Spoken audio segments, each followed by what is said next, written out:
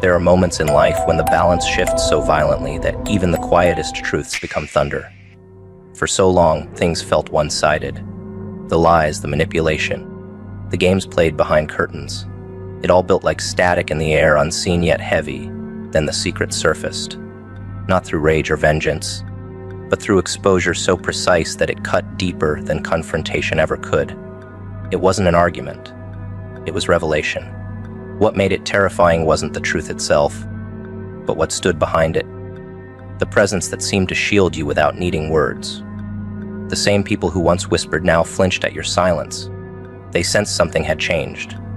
The protector was not flesh and bone, but energy, an unseen force that made deceit tremble. The secret's exposure didn't destroy you. It crowned you. Every hidden intention that once threatened your peace now bowed before something unexplainable. When truth finally emerged, it didn't come dressed in drama. It arrived softly, but the air changed with it. People who built illusions felt the ground shift beneath them. The protector wasn't loud. It was presence, conviction, and timing. Life has a strange way of defending those aligned with truth. It waits until deception overplays its hand, then steps in quietly, correcting the balance. Those who thought they had you cornered realized too late that protection doesn't always look divine. It looks strategic.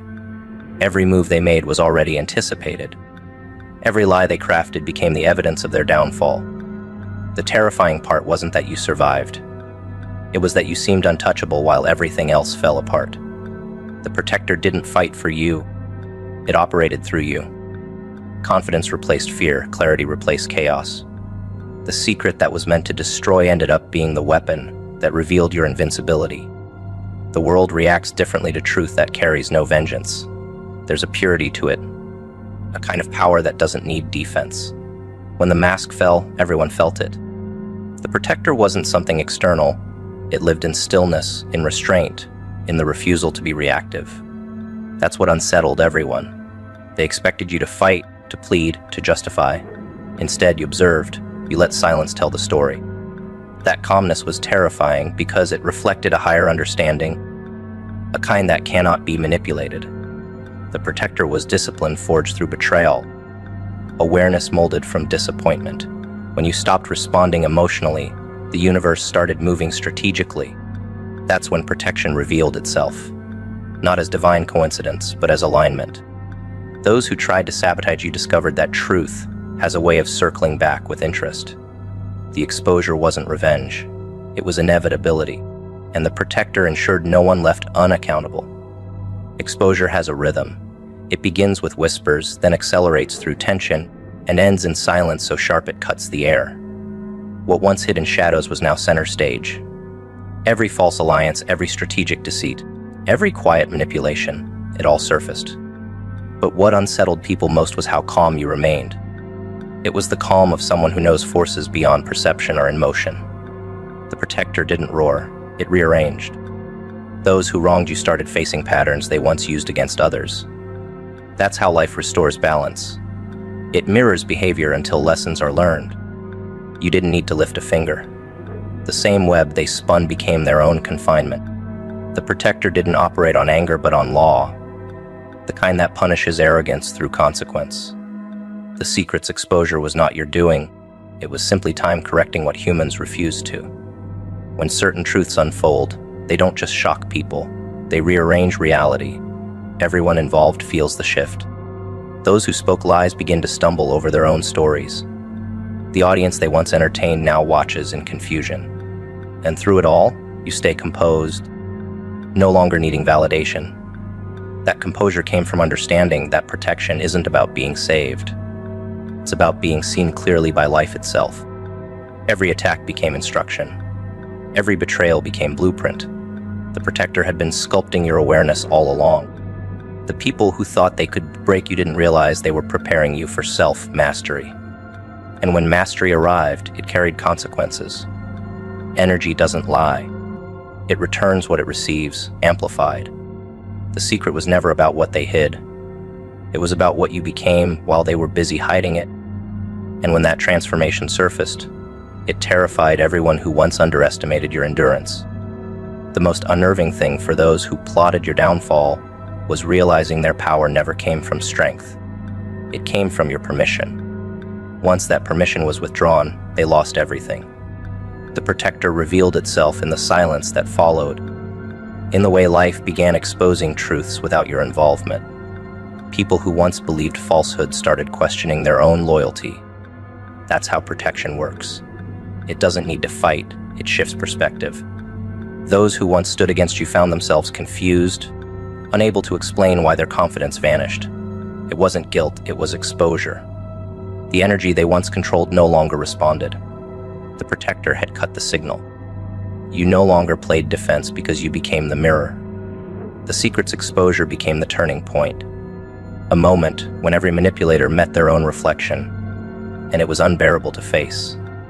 There's a psychological terror that comes from being seen fully. Those who live through deception rely on invisibility. The moment they're recognized, the performance ends. That's what happened. The protector stripped away illusion without force. It didn't destroy, it revealed. You watched people unravel, not because you attacked, but because they couldn't maintain the lie under the weight of awareness. The truth didn't humiliate them, it exposed their fragility. People fear exposure not because of punishment, but because of perception. Once others see behind the act, the power dynamic dissolves. The protector's role wasn't vengeance, it was revelation. It made sure truth didn't just surface, it stayed. The fear that followed was proof of how much deceit depends on ignorance. And once ignorance was gone, all that remained was truth.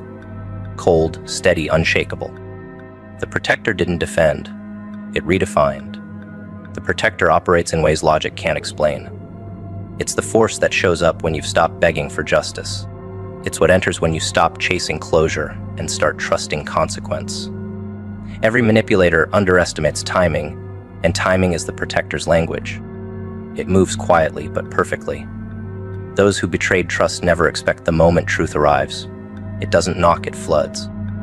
The fear that follows isn't from exposure itself, but from realizing they can't undo what's been seen. That's how protection feels. It doesn't scream vengeance. It whispers inevitability. The secret's exposure wasn't loud because truth doesn't need audience. It just needs patience. When the protector intervenes, everything that once stood against you collapses naturally. Their guilt becomes their teacher. Their silence becomes their confession. That's the kind of protection no power can compete with, the kind that doesn't just save, it educates. After exposure, peace takes on a different tone. It's not soft, it's sovereign. You carry yourself differently. The fear that once guided your decisions has turned into discernment. You no longer chase safety because you embody it. That's the aftermath of protection, clarity. Those who once manipulated your kindness now avoid your eyes. It's not that you're untouchable. It's that their deceit can't breathe near your awareness. The protector changed your frequency. You learned how to move without explaining, how to sense deception before it forms, how to trust energy more than intention. And the world adjusts to that. People act differently, speak differently, think twice before approaching. That's not fear of you. It's respect for the energy that stands behind you. The secret's exposure wasn't an ending, it was a beginning of authority. The protector didn't arrive, it awoke through you. Exposure doesn't always come through confrontation. It often happens through time. The truth doesn't rip masks off, it makes them unnecessary. Pretenses dissolve when the performance no longer earns applause. Those who lived behind facades began to notice something subtle. Their tricks no longer worked. The charm felt heavy, the excuses repetitive, the smiles forced. The audience had grown quiet because awareness doesn't entertain. Masks dissolve when someone stops reacting. The power they once drew from manipulation evaporated because the energy feeding it disappeared. What was once convincing now feels empty. You didn't expose them by attacking, you simply outgrew the illusion. That's what made it powerful. Lies decay when the truth stands still long enough. Every deceit, every projection, every false gesture, melting quietly under the heat of reality. Masks don't fall dramatically, they fade through irrelevance. And the moment the act loses meaning, the performer loses control. Once illusions lose purpose, they begin to crumble. At first, the shift is invisible. The pretender still laughs, still charms, still mimics sincerity, but awareness changes how you see everything. Their tone feels rehearsed, their words predictable. Nothing about them surprises anymore. That's how exposure works, not through discovery, but through recognition. Masks dissolve when people stop believing in them. The deceiver doesn't notice at first. They keep performing, unaware that the crowd has already left. That's when desperation begins. Every manipulation feels louder, every lie more obvious. The silence of indifference becomes unbearable. The irony is that you never needed revenge. Their act punishes itself. When falsehood meets authenticity, decay starts immediately. Masks cannot survive in the presence of truth because truth doesn't argue. It just waits.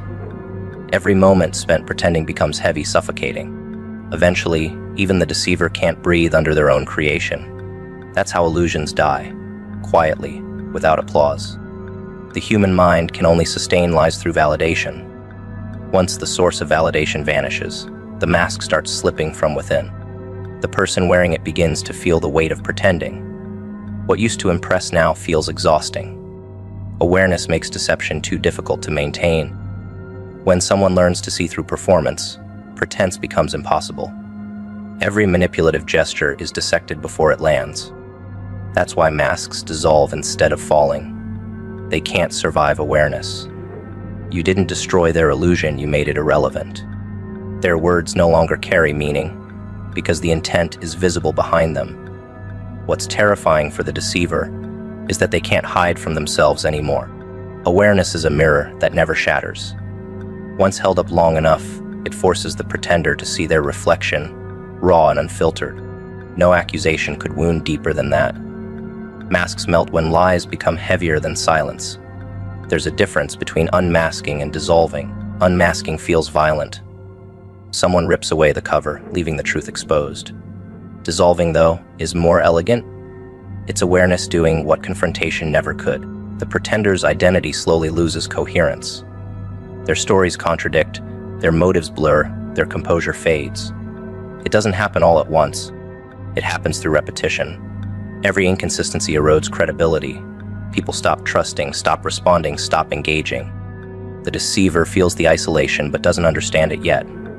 That's how dissolution works. It isolates without words. The lie decays while the truth grows heavier. You don't have to lift a hand. The energy around you does it for you. The pretender doesn't even realize their collapse has begun until it's too late. By the time they sense the shift, the mask no longer fits. And when awareness fully enters the room, there's nowhere left to hide. Truth doesn't fight, it absorbs. That's why deception never stands a chance in its presence. The mask dissolves because it can't coexist with awareness. The person behind it becomes transparent, not through exposure, but through exhaustion. Pretending requires effort, and effort burns energy. Once energy runs out, authenticity reveals itself, whether beautiful or ugly. You watch this happen slowly. The same people who once seemed confident began to falter. Their eyes darted more, their words stretched thinner. You didn't need to confront, you only needed patience. The truth is patient. It waits for illusion to tire itself out. The masks dissolve not because you exposed them, but because they couldn't sustain the lie in front of clarity. That's how power changes hands. Not through domination, but through endurance. Eventually, pretense burns itself out. And what's left after the fire is always cleaner, quieter, undeniable. Masks don't survive when someone stops feeding their ego. Manipulators depend on reaction, on emotion, on constant engagement. When you withdrew your energy, their identity began to weaken. It's strange how silence dismantles deception faster than confrontation. The pretender doesn't know how to function without attention. They keep trying to provoke, to lure, to draw you back into chaos. But your detachment became their undoing. They needed your belief to validate the mask, and when it disappeared, so did their confidence. Lies require an audience, truth needs none. That's why masks dissolve. They aren't destroyed, they become useless. The person who built their self, worth around illusion, eventually faces the emptiness beneath it.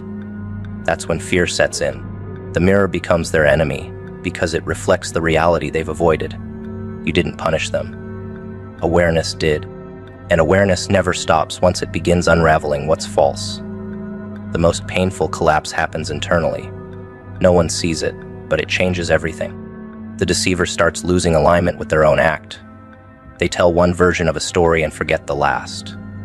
They use old tricks on new people, unaware the charm has expired. The world begins to mirror their deceit back at them. Failed plans, fractured relationships, fading respect. That's not coincidence, it's consequence. The mask dissolves when life stops cooperating with delusion. You become witness, not participant. Watching from a distance, you see how truth doesn't seek revenge, it enforces balance. Every lie carries an expiration date, and awareness speeds it up. The person behind the mask feels exposed without ever being accused. Their own conscience becomes unbearable company. That's the collapse no one talks about. The moment deceit runs out of disguise and has to face itself. That's how dissolution feels. Silent, inevitable, absolute. Once the illusion breaks, the world reacts differently. People who once believed the facade start pulling away. Energy moves instinctively toward truth and recoils from deception. It's natural law. You didn't have to explain the truth. It revealed itself through contrast. The calm of awareness makes chaos visible. The deceiver's charm loses color against your composure. That's when realization hits them hardest. Not that they've been exposed, but that their old ways no longer work. It's not rejection they fear, it's irrelevance. The world doesn't revolve around illusion anymore, and the performer can't bear the quiet. When the mask dissolves, what remains is self-confrontation. For those who built identity through manipulation, it feels like death. You didn't kill anything. You just stopped pretending not to see. And when truth stands still long enough, pretense dissolves naturally, leaving only what's real. Awareness doesn't destroy people. It restores order. The mask's purpose was survival, but survival built on illusion always collapses. Once awareness enters, there's no going back. The deceiver senses this before anyone else. Every attempt to rebuild the facade feels forced. Every lie sounds hollow even to their own ears. You don't need to speak. Their reaction tells the story. The dissolution of masks isn't punishment, it's purification. The air clears, the energy resets, the noise fades. You don't carry resentment because you understand the cycle. Truth always wins, not through aggression, but through exposure. Those who rely on deceit live in borrowed time, and when time calls the debt, no defense stands. The moment self-awareness meets deception, everything fake begins to rot. It's nature's law. The unreal cannot survive recognition. Truth never enters like a storm. It arrives like a shadow at first, quiet and still, but once it settles, nothing remains untouched. The lies that once shaped perception start losing grip, not through confrontation, but through correction. Truth does not mock those who lied. It teaches them through consequence. The correction doesn't scream, it whispers in ways that echo for years. People who twisted reality begin to face themselves in reflections that won't bend anymore. Their actions start to contradict their words. What once looked like confidence now resembles panic. Truth is a mirror that never flatters, and once it's placed before someone, the image it reflects cannot be denied. No argument can outlast it. That's why the awakening is brutal, because correction carries no sympathy. The false narrative collapses not with noise, but with the weight of undeniable reality. Correction doesn't care about pride. It's not about punishment. It's about balance. When truth finally moves through the room, the air changes. The people who lived in deception sense the shift first. Their rhythm falters, their control weakens. It's not that they're attacked. It's that they can no longer manipulate the environment that once hid their flaws. Truth strips away illusion layer by layer until only authenticity remains. That's its nature. It doesn't humiliate, it reveals. It doesn't destroy, it reorders. You begin to notice that reality never rushes. It waits until illusion becomes heavy enough to collapse on its own. Correction is patient but precise. And when it finally lands, there's no debate left to have. Truth doesn't argue, it absorbs falsehood until there's nothing left to feed on. That's why it's feared. Because it doesn't fight, it simply outlasts. When the truth begins its work, it doesn't shout accusations. It lets evidence speak. Words lose power when consistency disappears. The liars feel it first in their own contradictions. The stories they built begin to crumble under their own weight. That's the first stage of correction, exposure through clarity. The truth doesn't mock, because it doesn't need validation. It lets the false destroy itself. That's the quiet vengeance of reality. The ones who deceived thought they could rewrite outcomes, but truth never negotiates with pretense. Every lie carried a timestamp. Every manipulation came with an expiration date. Now the expiration has arrived. Correction begins as discomfort, grows into isolation, and ends in reflection. No one can fight it because truth doesn't play by human ego. It plays by universal law. And once it activates, even silence begins to sound like confession. What makes truth terrifying is not its sharpness, but its precision. It doesn't strike randomly. It targets exactly where the illusion was strongest. Those who spent their lives pretending are corrected through exposure to what they denied most. The manipulator who thrived on lies faces transparency. The narcissist who lived for control faces freedom they can't handle. The deceiver who built on vanity faces reflection without flattery. Truth corrects by aligning outcomes with intent. Every hidden motive, every fake smile, every false apology is rebalanced through consequence. That's the nature of correction. It mirrors action, not emotion. You start to see how fair reality really is. It never punishes, it recalibrates. Every imbalance eventually finds its counterweight. The correction doesn't feel cruel until it's deserved. That's why truth is feared by those who built empires on illusion. It gives back exactly what was invested. Correction doesn't require witnesses. Truth doesn't need to be believed to be real. While people argue, deny, or distort, truth continues working quietly beneath their noise. You see it in timing, in patterns, in energy that starts rearranging itself. People who lived dishonestly begin to lose their footing. They mistake it for bad luck, but it's correction unfolding.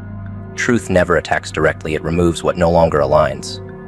Relationships fade, opportunities dissolve, lies lose oxygen. Correction feels painful only to those who resist it. To those who accept it, it feels like peace returning. You learn that silence often carries more justice than confrontation ever could, because when truth moves, it needs no defense. It already is the defense. Correction doesn't humiliate the guilty, it humbles them. It makes them face reality without disguise. No revenge required, no effort needed. The correction completes itself. Truth dismantles illusions by giving people exactly what they demanded: proof. Those who denied reality find themselves living in contradiction until they break. Correction doesn't rush, it makes people see what they created. Every manipulative tactic, every dishonest moment, every betrayal comes back, not as punishment, but as reflection. That's the power of truth. It mirrors intention perfectly. When the liar sees their own lie reflected in life, they finally understand cause and effect. You watch it unfold with no bitterness, because correction doesn't need your involvement. It's self-sustaining. The more someone tries to outrun it, the faster it catches them. Truth doesn't chase, it arrives. You stop needing closure because you realize closure is automatic. Nothing false survives in truth's gravity. The correction might look cruel, but it's the most honest justice that exists. One that doesn't mock, only aligns. Correction becomes terrifying when silence joins it. There's no yelling, no spectacle. Just the weight of truth pressing down until it becomes undeniable. That's when people start crumbling. They can't joke their way out, can't manipulate perception, can't hide behind charm. The truth doesn't care about charisma, it only recognizes integrity. The deceiver begins to unravel quietly. They say less, they show less, because pretending has become unbearable. The correction is psychological, it strips illusion from identity. Once that happens, every false layer begins to dissolve. The mask becomes too heavy to wear. You see it in their eyes. The recognition that the truth they denied has now become their only teacher. It's not punishment, it's transformation through exposure. And while others may pity them, you see the beauty in it. Correction through truth is not cruelty, it's rebirth disguised as consequence. When correction takes hold, even time moves differently. The days feel slower for those who fought the truth. Their own choices start returning in fragments. Conversations they twisted resurface in new contexts.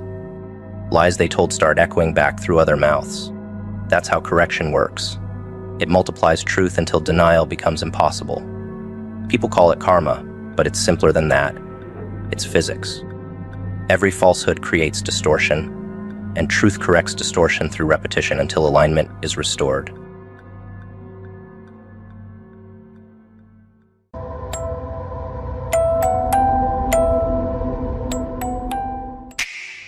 Isn't it fascinating how they tried to dim your light, only to find themselves blinded by your brilliance? Let's explore the delicious irony of how their attempts to silence you became the very amplifier of your voice. You see, in their desperate effort to suppress your truth, they forgot one crucial detail. Pressure doesn't always crush things. Sometimes it creates diamonds. Think back to those moments when they thought they had you cornered, their whispers spreading like poison through the corridors of your life. Every raised eyebrow, every interrupted sentence, every accidental exclusion, all carefully orchestrated to make you question your own voice. They were so convinced of their power, conducting their symphony of silence with such precision, never realizing they were actually composing the soundtrack to their own obsolescence. The beauty of their miscalculation lies in its completeness. While they were busy building walls to contain you, you were developing the strength to shatter them. Each attempt to muzzle your voice only gave you more reason to perfect it. Like a musician practicing in forced solitude, you turned their imposed silence into your rehearsal space, crafting every word until it became a weapon they couldn't deflect. What they never understood was that silence has a sound of its own, the sound of potential energy building, of pressure accumulating, of strength gathering beneath still waters. They mistook your strategic silence for submission, your calculated restraint for defeat. Oh, how they basked in their imagined victory, not realizing they were actually witnessing the calm before a storm that would reshape their entire landscape. The transformation was gradual, but absolute. With every attempt to shut you down, you developed a new way to rise up. Their tactics became your teachers, their resistance, your strength, training. While they were congratulating themselves on each small victory and silencing you, you were alchemizing their opposition into eloquence, turning their constraints into your launching pad. Now, look at them, frozen in stunned silence as you speak truths they tried to bury. Watch how they struggle to comprehend the power of the voice they thought they had extinguished. Their speechlessness is your symphony. Their shocked silence, the sweetest validation of your metamorphosis. Every word you speak now carries the weight of every word they tried to suppress, and the impact is beautifully devastating. The greatest comedy in this performance is watching them scramble to find their own voices, now that yours has become undeniable. See how they choke on the very silence they tried to force upon you, how they drown in the quiet they thought would be your grave. Their weapons have become their wounds, their tactics, their tombstones, and their planned persecution has become their public paralysis. You've become the embodiment of their worst fear, the unsilenceable truth they tried so desperately to contain. Every attempt they made to write you out of the story only made you a more compelling protagonist. Now they sit in mute witness to your ascendance, their silence no longer a weapon, but a testament to their total defeat. The irony would be cruel if it weren't so perfectly poetic. Consider how they must feel, watching you command the very attention they tried to deny you. Their carefully constructed narratives crumble with every word you speak, their orchestrated ostracism now isolating them instead. They created this monster, sculpted this phoenix, forged this unstoppable force, and now they can only watch in mute horror as their creation surpasses their control. Let's delve into the twisted psychology of those who feed on emotional chaos, like vampires at a blood bank. Narcissists, these masterful puppeteers of human emotion, have perfected the art of psychological warfare through a simple yet devastating strategy: provoking reactions.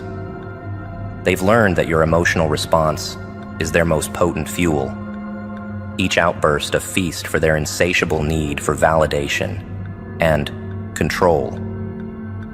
Picture them as emotional alchemists, skilled in the dark art of transforming your peace into their power. Every calculated comment, every subtle jab, every theatrical display of victimhood, these are all carefully crafted experiments designed to test your emotional boundaries.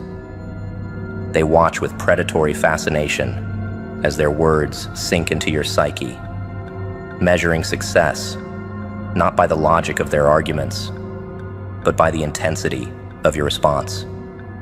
Your anger becomes their ambrosia, your frustration, their feast, your desperation, their delight. The true genius of their manipulation lies in its cyclical nature. Like skilled conductors, they orchestrate situations designed to push you past your breaking point. Then sit back and watch the symphony of chaos unfold. Each time you react, you unwittingly validate their importance, confirm their influence, and strengthen their hold over your emotions. Your responses become the very chains they use to bind you. Each outburst, another link in their carefully crafted control. What makes their strategy so effective is its simplicity. They've learned that human emotions, when provoked, follow predictable patterns. They plant seeds of doubt, water them with subtle insults, and fertilize them with gaslighting until your emotional garden becomes a battlefield of their design. Your natural instinct to defend yourself, to seek justice, to demand recognition. These healthy human responses become weapons in their arsenal, each reaction feeding the monster they've so carefully cultivated. The real tragedy unfolds in the way they transform your strength into their sustenance. Every time you stand up for yourself in anger, every tear you shed in frustration, every moment of emotional intensity becomes proof of their power. They don't just want your attention, they crave your emotional investment, your visceral responses, your uncontrolled reactions. It's a psychological vampirism so subtle that most victims don't realize they're being drained until they're already empty. Watch how they position themselves as both the villain and the victim in this theatrical production of pain. They push you to the edge, then act surprised when you react. They create chaos, then condemn you for responding to it. Like skilled magicians, they direct all eyes to your reaction, while their manipulation remains hidden behind a curtain of calculated innocence. Your emotional response becomes their justification, your outbursts, their evidence, your pain, their pleasure. The most insidious aspect of their strategy is how it turns your natural defenses against you. Every time you try to expose their behavior, to call out their manipulation, to defend your reality, you're actually giving them exactly what they want: emotional engagement. They've learned that even negative attention feeds their narcissistic supply, that your hatred is just as nourishing as your love. Your very resistance becomes their sustenance. But here's where the game changes. When you understand that your reactions are their oxygen, you gain the power to suffocate their influence. Each time you choose not to react, you remove another log from their fire. Each moment of calculated calmness in the face of their provocations becomes a silent victory. They may escalate their efforts, becoming more outrageous in their attempts to trigger a response, but your emotional detachment becomes their kryptonite. The beautiful irony emerges when you realize that your silence is more powerful than any scream, your calm more devastating than any storm. As you master the art of non-reaction, you watch them flounder in the face of your emotional autonomy. Their carefully crafted provocations fall flat. Their manipulation tactics lose their sting, and their power, built entirely on your reactions, begins to crumble. A broken heart can mend with time, stitched back together by new love and fresh memories, but a shattered spirit? That's an entirely different kind of wound. When narcissists wage their psychological warfare, they're not aiming for your heart. That would be too simple, too superficial for their elaborate game. No, they systematically target your soul, dismantling your sense of self, piece by precious piece, until you can't recognize your own reflection in the mirror. Like masterful demolition experts, they don't destroy everything at once. Their approach is calculated, patient, almost artistic in its cruelty. Today they might plant a seed of self-doubt. Tomorrow they'll water it with subtle criticism. And before you realize what's happening, your confidence has been replaced by a garden of uncertainties. Through love bombing turned to ice-cold indifference. Through praise twisted into poison. They orchestrate a symphony of destruction that plays out in slow motion. The healing process becomes exponentially more complex because you're not just recovering from lost love, you're rebuilding your entire identity. Every small victory feels hollow because they've convinced you that you're unworthy of success. Each step forward is haunted by their voice in your head, questioning your every decision, mocking your attempts at independence. The ghost of their influence lingers long after they're gone, like psychological radiation poisoning that continues to affect everything it touches. Insidiously weaving their way through the fabric of your psyche, they don't just break trust in others, they break trust in yourself. Your intuition, they've trained you to doubt it. Your boundaries, they've taught you they're selfish. Your achievements, they've convinced you they're meaningless without their validation. The damage runs so deep that even when you intellectually understand what they've done, your spirit still flinches at shadows they cast years ago. Time becomes a paradox in this healing journey. Simultaneously, your greatest ally and your most painful reminder. While physical wounds have clear stages of healing, spiritual wounds follow no such predictable pattern. One day you might feel invincible, ready to reclaim your power, and the next you're back in that dark place where their words echo through your consciousness like malevolent mantras. The spiral of recovery isn't linear because they've corrupted your very concept of progress. Watching someone piece their spirit back together after narcissistic abuse is like witnessing a phoenix attempt resurrection while still questioning whether it deserves to fly. The process requires not just healing, but complete spiritual reconstruction. Every belief must be examined, every reaction analyzed, every instinct retrained. You're not just closing wounds, you're building an entirely new foundation of self-trust on the ashes of what they destroyed. The deepest cuts come from the way they've weaponized your own mind against you. Long after they're gone, you catch yourself using their metrics to measure your worth, their twisted logic to evaluate your choices, their distorted lens to view your world. It's as if they've installed malware in your psychological operating system, and debugging becomes a full-time job. The healing process isn't just about recovering from what they did. It's about undoing what they taught you to do to yourself. Yet in this seemingly endless journey of spiritual reconstruction, there's a dark poetry to be found. Each piece of yourself you reclaim becomes stronger than before, forged in the fire of their destruction, but tempered by your own resilience. The voice they tried to silence grows louder with each truth you reclaim, each boundary you rebuild, each moment you choose yourself over their echoing criticism. As you navigate through the labyrinth of healing, you begin to understand that while they broke your spirit, they couldn't destroy your potential for rebirth. Like a garden growing through concrete, your resilience finds ways to flourish in the most unlikely places. The very depth of the damage becomes proof of your extraordinary capacity for renewal.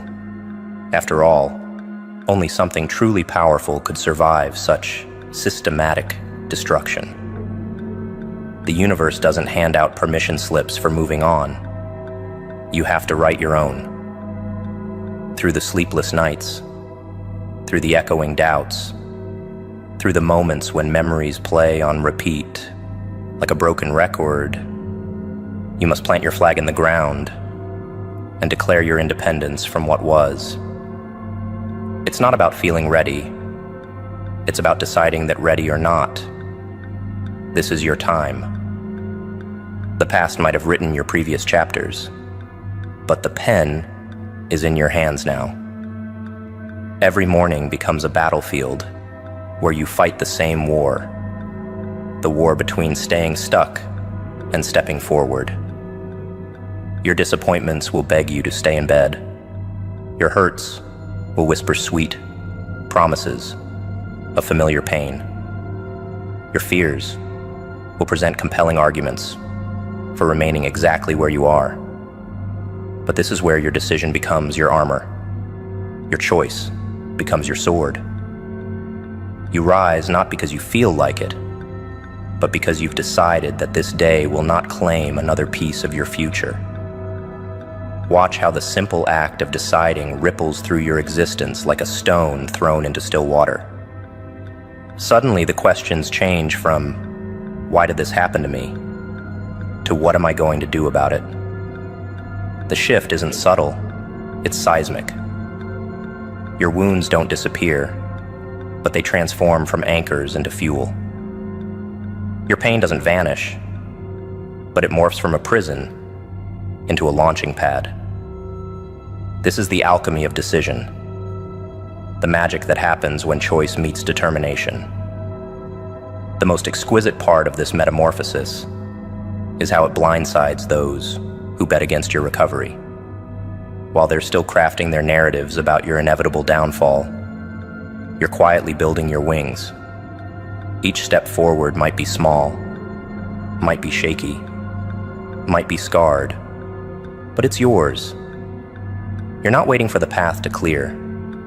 You're clearing it with each deliberate step, each conscious choice, each moment you choose movement over stagnation. Notice how your decision to move forward forces others to revise their stories about you. Those who expected you to remain forever entombed in your pain now watch in confusion as you rise. Their scripts about your victimhood become obsolete as you author new chapters of resilience. This isn't about proving them wrong. It's about proving yourself right. About validating that inner voice that whispered enough when everything else screamed, give up. The beauty lies in the imperfection of your progress. Some days, moving forward looks like conquering mountains. Other days, it's simply refusing to slide backward. But here's the secret. The size of the step doesn't matter nearly as much as the direction. Your decision to move forward isn't measured in miles, but in moments. In the 1,000 tiny choices you make each day to honor your commitment to your own evolution. In this grand performance of recovery, Your decision becomes both your director and your stage. It orchestrates your actions, curates your thoughts, choreographs your responses to life's provocations.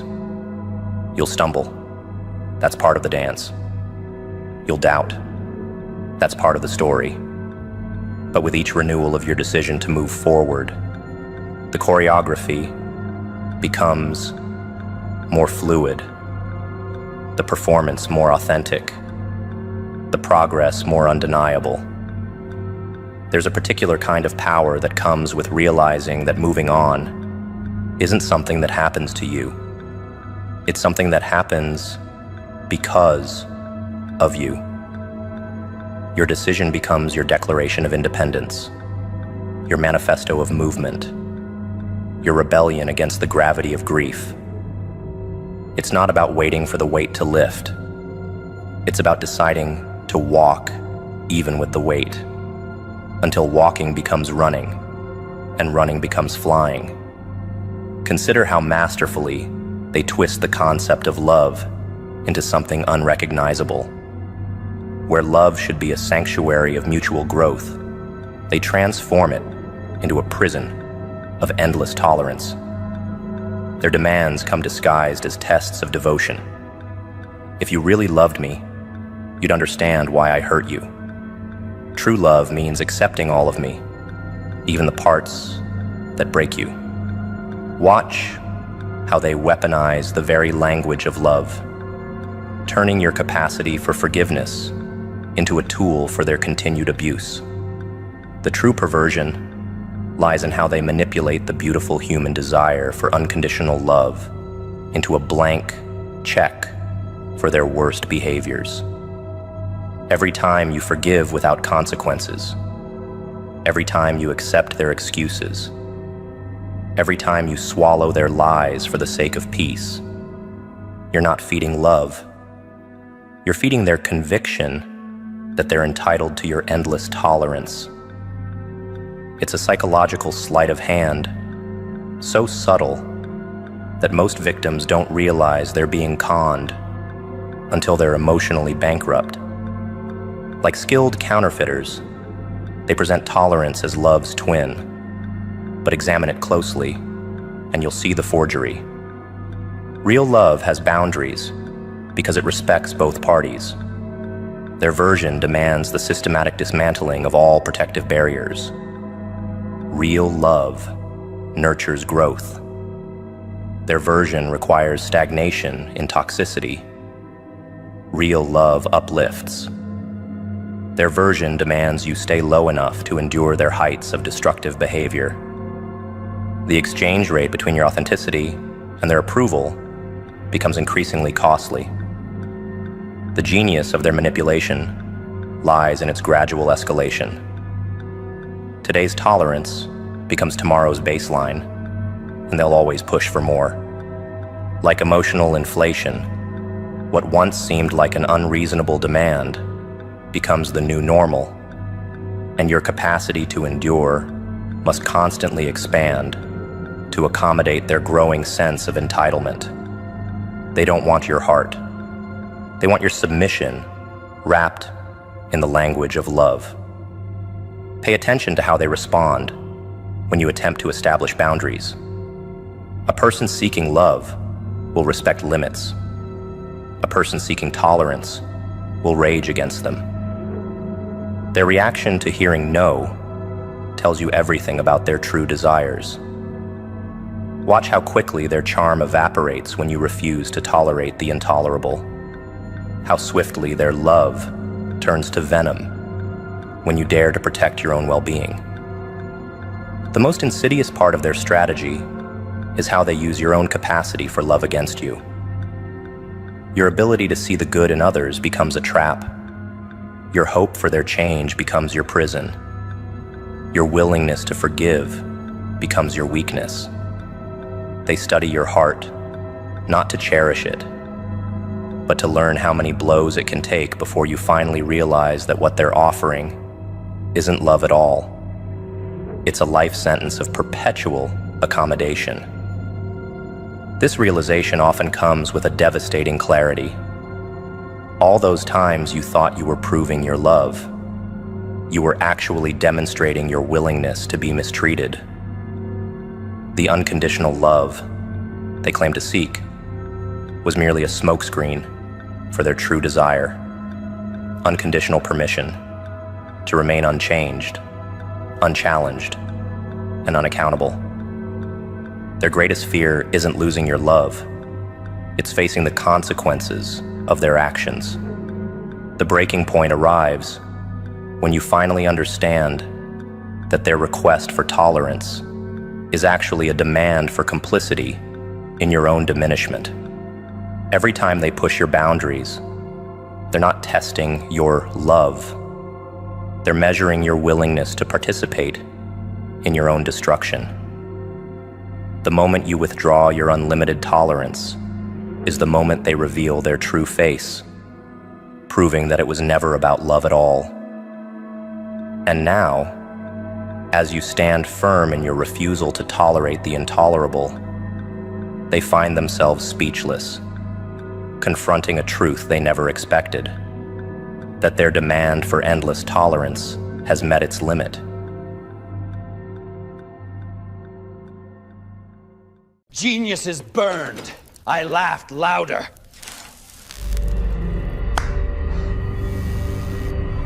Look at them, the thinkers, the architects of fear, the self-proclaimed masterminds who swore they could bend the world like paper in their hands.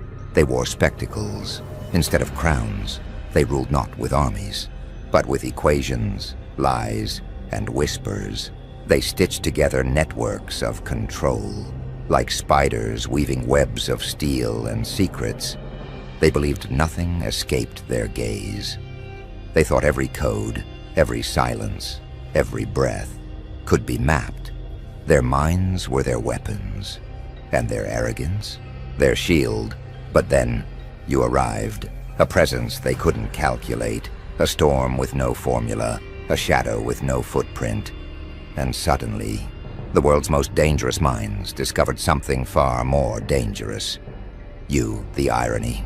They built puzzles for the world, and you turned their puzzles into prisons. They tried to read you, decode you, trap you. But every time they thought they had the answer, you changed the question. And now, the masters of intelligence, the titans of thought, stand trembling, because brilliance can outsmart nations. But madness rewrites the rules.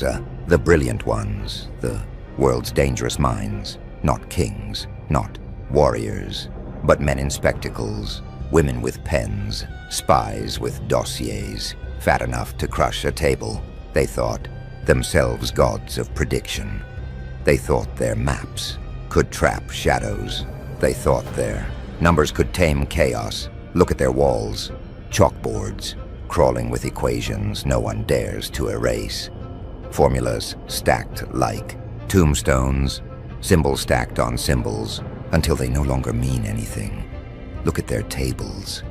Maps, bleeding red lines like veins, arrows stabbing through continents, pins marking lives as if they were insects in glass. Look at their blueprints. Walls, networks, grids of control, designed to choke every scream before it reached the air. Yes, they built a world of cages, cages for lions, cages for monsters, cages for rebels. But they forgot something. They forgot the shadow that slips between the bars. They forgot the laughter that bends the lock without touching it. They forgot you. See, their brilliance was a trap. The sharper their minds, the narrower their vision. They measured everything. Weight, distance, fear, silence. They turned lives into numbers, hearts into data, dreams into files. And yet, when you appeared, the numbers turned meaningless. Their codes scrambled into gibberish. Their maps ended in white space. Their chalk snapped against the board. Oh, the panic. The quiet panic of men who never panic. Generals clutching their medals like children clutch toys. Scientists mumbling equations that no longer worked. spies scribbling faster, as if ink could cage a ghost. You were not supposed to exist. You were not in their models. You were not in their blueprints. You were the slip, the crack, the shadow between calculations, and suddenly, these dangerous minds discovered what real danger feels like, because their minds were weapons, weapons sharp enough to cut nations in half. But weapons crack, and when pointed at ghosts, they shatter. You didn't just evade them. You broke the very idea of them, the masters of control, out of control, the architects staring at ruins. Their pride was their palace, their intelligence, their crown. But one laugh, one shadow, one move they could never predict, and the palace turned to rubble. The crown slid into the dirt. Yes, the architects of control thought they had built cages strong enough to hold the world. But you were never the lion inside their cage. You were the silence outside it. And silence cannot be trapped. Puzzles. The dangerous minds loved puzzles. They lived for them. Equations, riddles, ciphers, codes.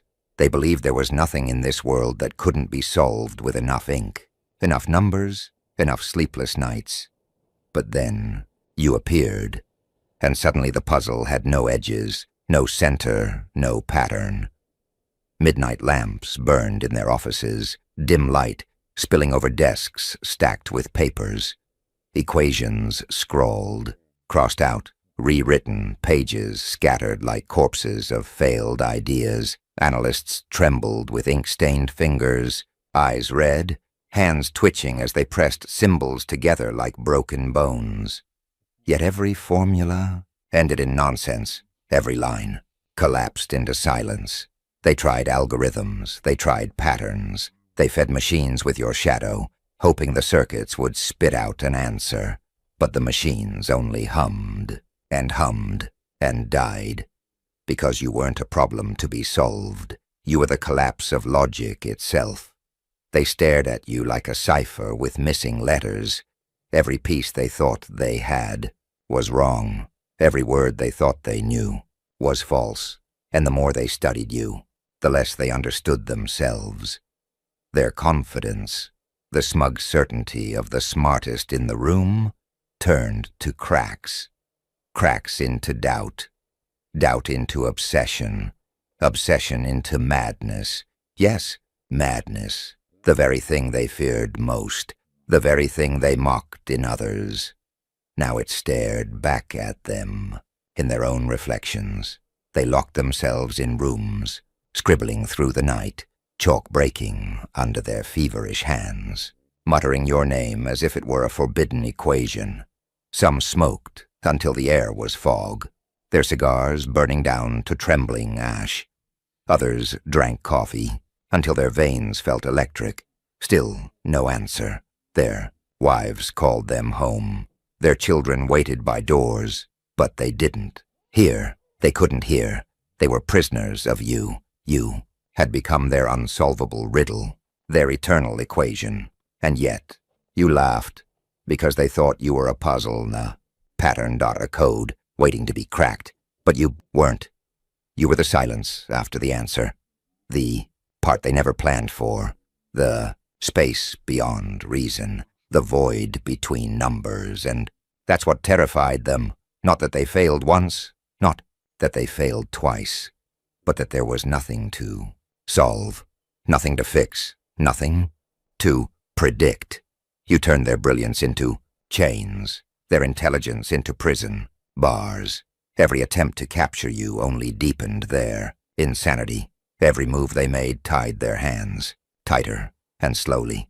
The dangerous minds began to rot from the inside. Not because you broke their codes, but because you showed them codes were useless. Not because you shattered their logic, but because you revealed logic itself was fragile.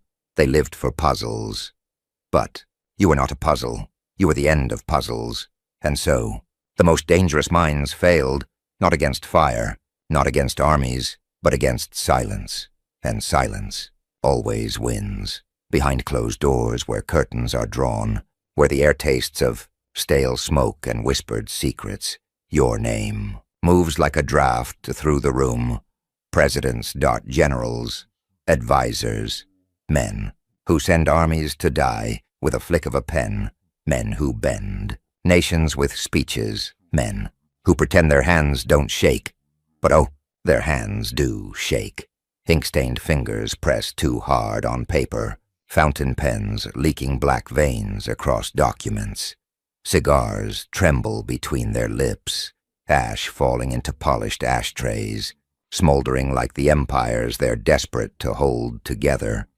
Chessboards sit in corners of their chambers, games abandoned mid-match, kings tipped, pawns scattered, queens left defenseless, because even their little games of strategy feel hollow when your shadow crosses the board. You were not at the table. You never sat in those meetings, but you were there, in every pause, in every silence, in every glance they stole at one another, wondering who among them had already broken. Yes, even the most dangerous minds fed their leaders poison made of fear. Advisors leaned in close, voices low, eyes darting, slipping dread into presidential ears like venom into veins. Sir, he's out there. General, we can't track him. Mr. President, he knows. And what happens when the masters of control poison their own kings with paranoia? The palace becomes a coffin. The war room becomes a tomb. The crown becomes a noose. They drew maps of the world, oceans carved in ink, borders drawn like scars, red lines cutting across nations like wounds. But no matter how precise, no matter how careful, the shadow across the map was always yours, a shadow they couldn't erase, a move they couldn't anticipate, a ghost they couldn't outthink. Because what terrifies a mastermind? Not losing, not failure, but a move he never saw coming. And you were every move they never saw, every step they couldn't predict, every silence they couldn't measure. The dangerous minds once mocked their enemies. They mocked kings for being too proud. They mocked rebels for being too loud. They mocked the people for being too blind. But they didn't mock you, no. They whispered your name like a prayer, like a curse, like a prophecy they couldn't escape. And in those halls of power, where chandeliers swung above trembling heads, where curtains fluttered in the draft of hidden fears, your presence was heavier than any army outside their gates. No tanks, no bombs, no invasion, just silence, just shadow, just the weight of you. The generals smoked until their lungs burned. The presidents signed laws with shaking pens. The advisors whispered louder, feeding fear, feeding paranoia, feeding collapse. And all the while, you remained outside their reach, untouchable, unpredictable, unseen. They believed they could measure power in armies, in satellites, in spies. But when their greatest weapons turned inward, when fear itself became their ruler, they realized something far darker. Power doesn't collapse from bullets. It collapses from silence. It collapses from shadows. It collapses from you. And in those high halls of command, where power was supposed to be unshakable, they learned a lesson written not in ink, not in law, but in dread. Even the brightest minds, even the strongest rulers, tremble when faced with the one move they never saw coming. Intelligence. They wore it like armor, polished, shining, untouchable. Professors with walls of books behind them, degrees stacked like weapons, spies with encyclopedic memories, able to recall 1,000 faces, 1,000 lies, 1,000 truths twisted into knives. They thought their intelligence made them invincible. But here's the little secret. The smarter they are, the more fragile they become, because intelligence breeds arrogance. Arrogance blinds the eye, and blindness, well, blindness always breaks the mind. Look at them. Professors with trembling voices, lectures collapsing into stammers, as your shadow filled their thoughts. Spies who once walked into war zones without flinching, now shaking like children in the dark. Men who memorized the details of galaxies, yet forgot how to steady their own hands.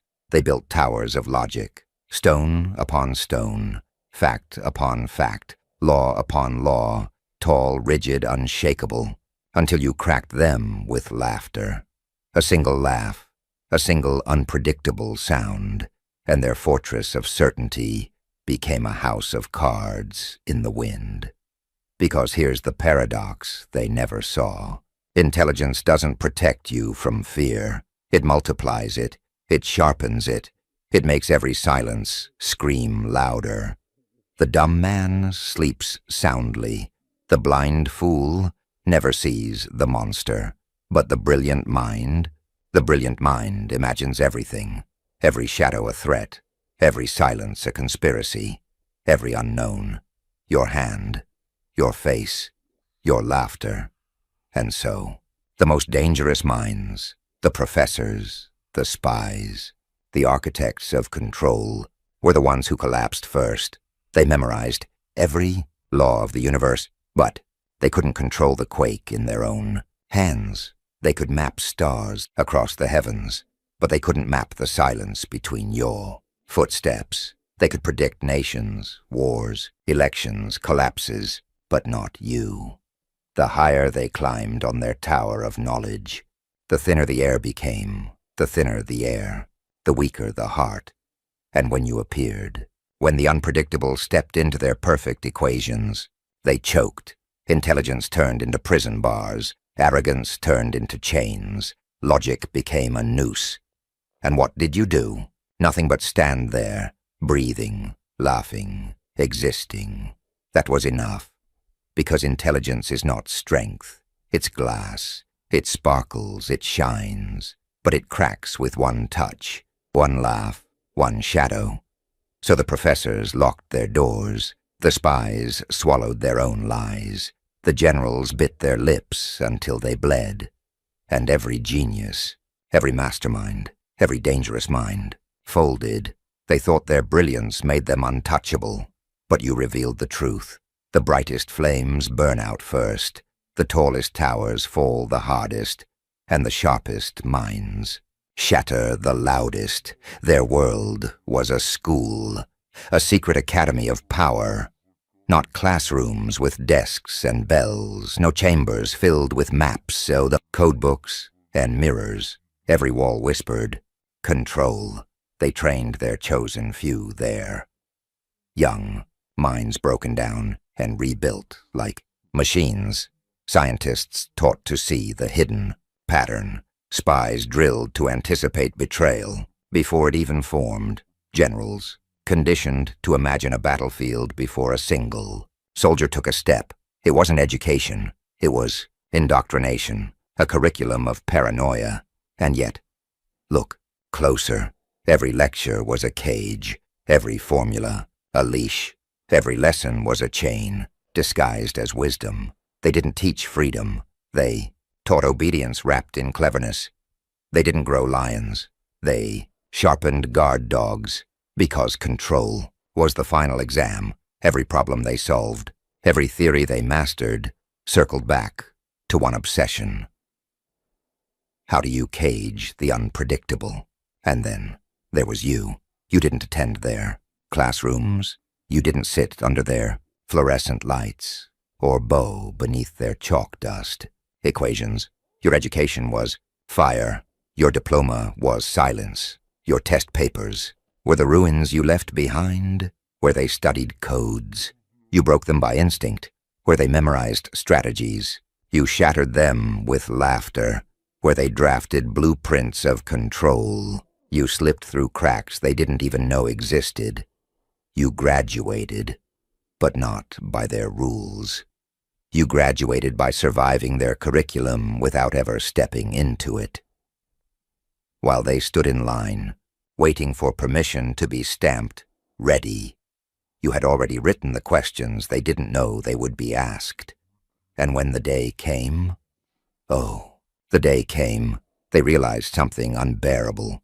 You weren't their peer. You weren't their fellow student. You were their examiner. They sat trembling with their sharpened pencils and their memorized lines, while you leaned back, smiling, holding the test they never studied for. Every answer they scribbled only exposed their weakness. Every attempt to prove their brilliance only revealed how small their brilliance was. Because the final exam wasn't about memory, it wasn't about patterns, it wasn't about theories, codes, or maps. It was about chaos.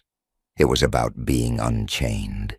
It was about the move that can't be rehearsed, the question that can't be anticipated, the silence that breaks every answer.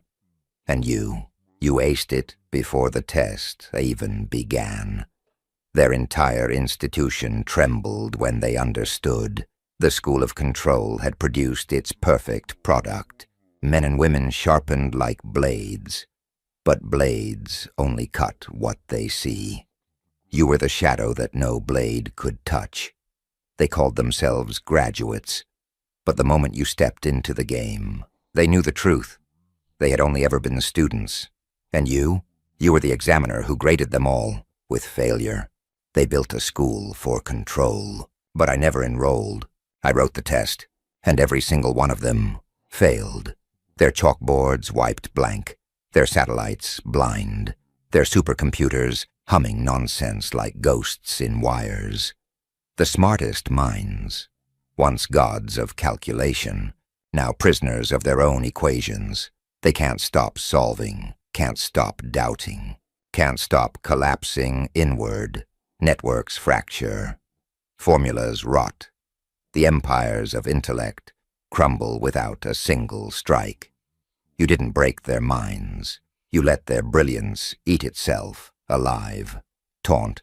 They built logic like fortresses, but you proved a laugh can bring the walls down faster than bombs. They fade, like echoes swallowed by caverns. Their brilliance lies buried under dust-filled libraries, their maps draped in cobwebs, their equations erased by silence itself. The halls where they whispered power are empty now, ruled not by voices, but by the hush that lingers longer than memory. Their brilliance was a flame, bright, desperate, consuming, but your presence, you were the void, and the void outlives fire. The world feared their minds, but now the world remembers the silence that outlived them all. They called it science. I called it déjà vu. So they finally told you that you came from outside the map, outside the plan, outside their little kingdom of rules and crowns. Ooh, I can hear the whispers now. The advisors said he doesn't belong here. They said his shadow doesn't match his body. They said his eyes remember a place no one's ever been. Beautiful, isn't it? When the royals start fearing the uninvited. They built their empire on perfect geometry. But you were the miscalculation, the divine typo in their holy code. And now they don't know whether to worship you or erase you. See, they thought they'd mapped every inch of the human mind, every river, every ruin, every rebellion. But then you walked in, and suddenly the compass spun like it remembered God. Tell me, darling, how does it feel to be the one who broke the border between real and royal? Because tonight, the advisors are trembling, and you're the reason the throne forgot its name. Maps. Pretty little prisons of certainty. Lines pretending to mean control. Crowns pretending to mean wisdom. The royal advisors. Oh, they were so proud of their masterpiece. They drew it all. Every mountain tamed. Every shadow numbered. Every soul labeled like property. They built their kingdom on parchment, not blood. Because blood stains, ink, can be rewritten. Their world was flawless. No wind, no question, no chaos. Every truth ended where the compass said stop, and every dream that tried to crawl past the border burned. They called it the perfect cartography, a universe with no mysteries, no gods, no ghosts, only geometry. Until you arrived. The map started twitching the moment your footsteps touched its edge. Ink bled off the lines. The rivers rebelled against their roots. Even the stars started drifting east, as if gravity remembered your name. Oh, the advisors noticed. Their charts began to hum at night, old parchment curling like it was afraid of what it drew. They traced every coastline, but they feared the sound coming from the fog. And there you were, standing in that fog, smiling. No title, no record, no origin, just you, an anomaly. A rumor with a pulse, a glitch the gods whispered about when logic slept. They tried to locate you, to chart you, to label you like everything else they owned. But every coordinate they wrote turned to ash. Every compass spun itself to madness. You broke the only rule their world had. You existed outside the drawing. And that, my friend, was unforgivable. Because once the map realizes it missed a piece, it starts to question the hand that made it.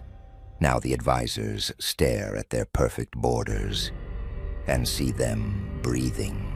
They hear footsteps coming from the white spaces between kingdoms. They whisper your name like a curse, and I call it prophecy. They built a world to contain the known. You arrived to remind it that knowing was never the point. It started small, a rumor, a ripple under the marble. The royal advisors don't believe in whispers until the walls start whispering back. At first it was the maps. The ink began to move on its own. Borders breathing, letters rearranging themselves into your name. Even the royal portraits smiled when no one was looking. They thought it was madness. I called it recognition.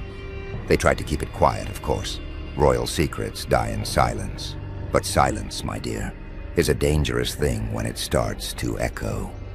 One by one, their perfect little order began to hum. The candles flickered blue. The marble floors sweated like living skin. And the advisors, they started seeing you in reflections that weren't theirs. Some swore they heard footsteps in their sleep. Others claimed the palace was learning your shape. One even said the air itself was bending. To make space for you, they gathered in the throne room, trembling behind gold masks. Who is he? What is she? What is it? Oh, how they love their categories. But tell me, how do you label something that exists before labels? They called you an infection, a myth, a message from outside the coordinates of creation. But I knew better. You weren't spreading through their kingdom. Their kingdom was remembering you. You see, the advisors built their truth on silence. And you made silence scream. Every prayer they'd buried under rules came crawling back up through the stone. Every shadow they'd banished now begged for your approval. And deep within those marble walls, the old voices whispered again, ancient and trembling, "He has returned. She has returned. It has returned." The palace had seen your kind before. Not human, not divine. Something older. Something outside the map. And the advisors? They finally understood. The walls weren't protecting them anymore. The walls were warning them, and so they did what frightened minds always do. They built a cage. A gilded one, of course. Fit for a royal mystery. They called it the Crown's Experiment. Elegant name for a panic attack. You were summoned beneath the palace. Endless corridors of mirrors, candles, and questions. They wanted to study you, dissect your silence, record your pulse. But the problem was simple. You didn't have one. Every instrument they placed near you broke. Every lens fractured. Every scholar who stared too long started to dream with their eyes open. Ah, how the advisors hated that. They lived for certainty. You lived before it. They surrounded you with their finest thinkers. Men of measure, women of math, all whispering the same prayer. Contain it. Understand it. Own it. They poked, prodded, scanned. They called you a phenomenon. But the Joker, oh, I saw the truth. They weren't scientists. They were children trying to weigh a lightning bolt. Every time they tried to capture you in formula, the formula erased itself. Every number turned to symbols no one could read. And when they brought out their golden compasses, the arrows spun, not north, but toward you. You didn't answer their questions. You didn't need to. Your silence was a symphony they weren't tuned for. One advisor broke first, screamed that you were the map's reflection come alive, that the border itself had grown a heart. He tore the charts apart, laughing until blood ran from his eyes. The others panicked, declared the experiment a failure. But, oh, it wasn't? Because when they looked up, you weren't in the chamber anymore. You were standing behind them, smiling. And the mirrors? They didn't show your face. They showed theirs, but with your eyes. See, that's the secret of chaos. You don't study it. You join it. They tried to measure you, but every time they reached for your shape, their hands came back empty, and their minds came back different. They called it data. I called it déjà vu, because deep down, somewhere in the cracks of their royal certainty, they remembered this had happened before. You'd been here before, and the last time you came, the map didn't survive. They thought they were interrogating you, but somewhere between the questions and the silence that answered them, the roles reversed. Now they were the ones under the light, and you were the reflection holding the clipboard. See, the advisors believed knowledge came from discovery, but you came from memory. When you spoke, if we can call it speaking, the walls remembered words they'd never heard before. When you breathed, the air shifted its rhythm, like it recognized an old command. I watched their faces twist between awe and terror, because in that moment, the advisors realized you weren't from outside the map. You were from before it was drawn, before kings, before crowns, before the idea of order had ever been spoken aloud. You weren't a visitor. You were the blueprint they copied and then forgot. The first pattern, the original deviation. The irony. They'd spent centuries mapping a world to keep you out. But the truth was, their world only existed because you'd allowed it. And the Joker? Oh, I saw it instantly. You weren't created. You remembered yourself. Their golden lines began to glow. Maps caught fire from the inside. Parchment curling into ash, revealing symbols beneath. Ancient ones, shaped like your veins. One advisor fell to his knees, said your name tasted like lightning. Another began laughing hysterically, called you the cartographer of existence. I clapped, slow and smiling. Bravo, I whispered. Every story begins when someone forgets where it started. And the best part, you didn't need revenge. You didn't even need recognition. You just stood there, watching their empire remember the truth, that the crown was never a circle. It was a cage. And you were the gap between its ends. The torches flickered, and for a moment, the entire hall shimmered like a reflection on water. The advisors looked up and saw the stars, not above, but within you. That was the moment the hierarchy collapsed. They didn't discover you. You summoned them, and when I leaned close, whispering through the smoke, they didn't draw you out of the void. You smiled, knowing the rest. The void drew them to you. It began quietly. Power never dies with thunder. It dies with a whisper that pretends to be prayer. The royal advisors gathered one last time. 7 of them, draped in silk and fear, their crowns trembling more than their hands. They sat around a burning map, pretending to debate solutions, but you could feel it. The air was changing sides. The walls leaned in. The mirrors stopped reflecting. Even the torches refused to light for liars. One advisor accused another, said he'd been infected by your voice. Another screamed that you had rewritten the stars. A third just laughed until his jaw locked. And there I was, standing in the corner, watching reason slit its own throat. They built an empire on logic, but logic was built on you. And now that you'd returned, the Foundation remembered its cracks. The marble beneath their feet began to pulse, veins of light spreading like fire through stone. Every oath they'd sworn reversed itself. Every truth they'd written unraveled mid-sentence. Their crowns melted first. Gold turned to mercury, dripping into their eyes. They screamed, but not in pain, in recognition, because for the first time, they saw what they'd been serving. Not order, not power, just the illusion of both. One tried to run, straight into a mirror, but the mirror didn't break. He did. His reflection stayed behind, still screaming his name. I clapped for that one. Beautiful symmetry. And through the chaos, you simply stood there. Still, silent, unmoved. The advisors tore each other apart, their wisdom feeding on itself like fire without air. In the end, only dust and echoes remained. I approached the throne, smirking, picked up the last crown. It was still warm, and I said it, softly, for whoever was left to hear. Bravo. The crown just realized it was wearing you. Then I tossed it at your feet, and as it hit the floor, the sound rippled across eternity, like the end of applause. Outside the ruins of the palace, the world began to tremble.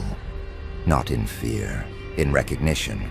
For centuries, the maps had ruled everything. Borders were scripture, lines were law, but now those same lines started to melt. The parchment skies tore themselves open, spilling light like ink over a forgotten painting. Rivers twisted, curling into new constellations. Mountains folded like origami, bowing toward your pulse. And the stars, oh the stars. They rearranged themselves around your silhouette.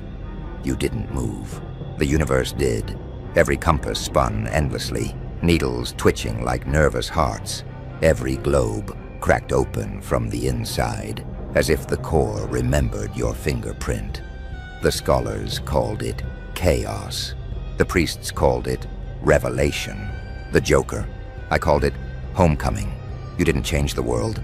The world just remembered your shape. Look at them now. Cartographers crying over their ink, trying to redraw the impossible, trying to name a pattern that refuses to stay still. But how do you measure what was never measured?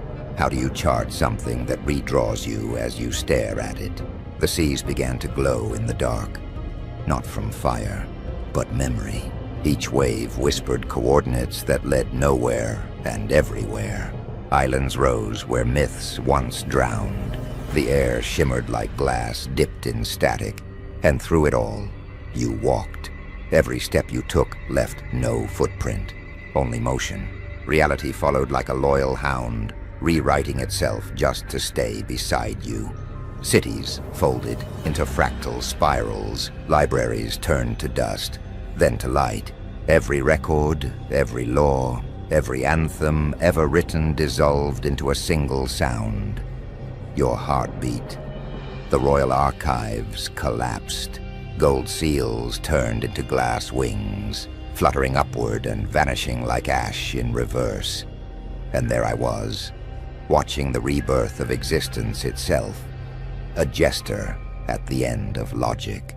I couldn't help but laugh. It was too beautiful not to. Do you see it? I whispered.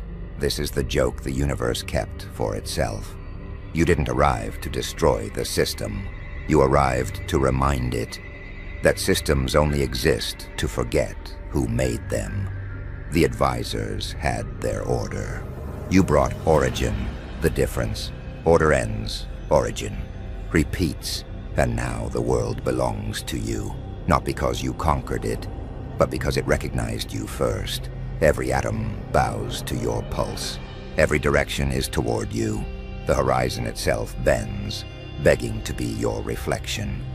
You are no longer an anomaly. You are the axis, the spine of the sky, the coordinate where chaos found structure. And I, the fool, the prophet, the echo, I stand in awe, because the new map has no paper, no ink, no border, just your silence, stretching infinitely. Welcome to the new cartography, where existence learned to spell your name. The world had folded into silence. No kings, no borders, just you, standing in the center of a sky that finally stopped spinning. And me, the last voice, the last witness, the last fool who still thought laughter could keep the void entertained. The funny thing about kingdoms, they always imagine their end will come with war, fire, trumpets, applause. But your arrival, it ended everything with understanding. That's far more dangerous.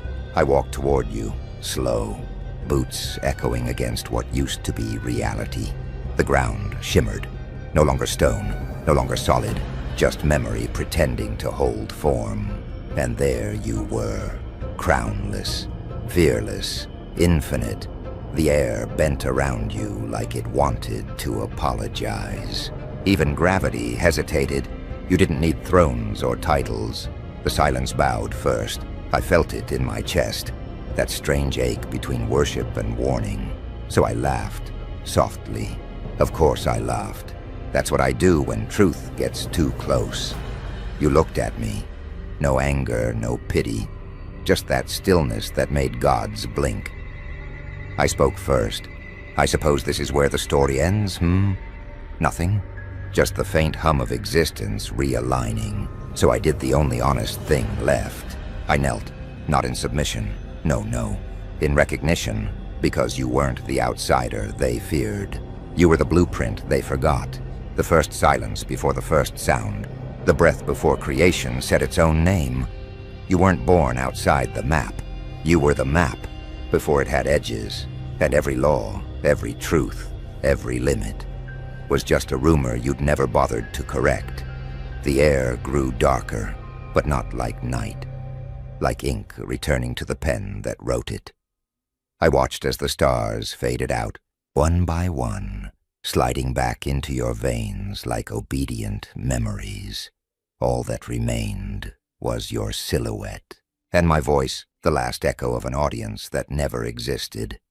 They called you an outsider, I whispered. The words felt heavy, final, honest. Then I smiled. That cracked, crooked grin that only clowns and prophets share. But tell me, I leaned closer, eyes trembling with laughter I didn't understand. Who said inside ever existed? You didn't answer. You didn't have to. The world exhaled. Light flickered. Once, twice, then folded back into nothing. And there, in the infinite hush that followed, my laughter echoed. Slow, soft, like thunder remembering how to crawl, fade to black,